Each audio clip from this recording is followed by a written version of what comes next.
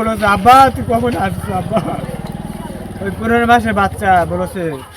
যে, আব্বা তুমি কখন আসছেন আব্বা? বলছে আব্বা এই যে আমি দেখেছো আব্বা আমি গাড়ি চলছি বেটা 2.5 মাসের মধ্যে আজকে বাড়িতে বেটাকে আরো 1 সপ্তাহ আগের থেকে বলছে আব্বারে তুই আসে বাড়িতে আরে বাবা রে ও আল্লাহ আল্লাহ তুই মাফ করে দাও আল্লাহ আমাকে আমার জীবন আল্লাহ আমাকে তুই কেমন করে তুই আর তুই আমার ছুটি মিলে চলে গেল রে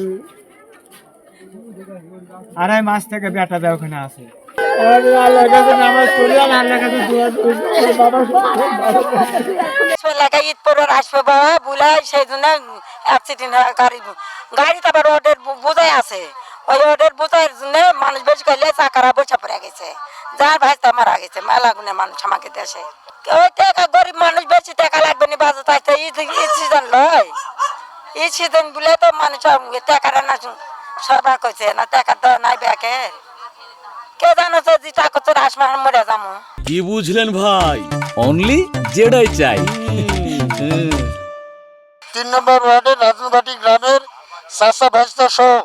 একই গ্রামের আমি 10 জন সর্বমোট 10 জন আর বিভিন্ন গ্রামের কয়েকজন মিলে সর্বোচ্চ যে কয়েকজন লোক মারা গেছেন তাদের আমি আর্থিক সহযোগিতার দাবি করলাম মাননীয় প্রধানমন্ত্রী এরা যত শুধুমাত্র পেটের দায়ে প্লাস্টিক পণ্য নিয়ে চুল টুকাতে যেত আজকে যদি এই বিলে পানি থাকতো এই নদী পানি থাকতো তাহলে আমাদেরকে অনাকাঙ্ক্ষিত মৃত্যু দেখা রাখতো না।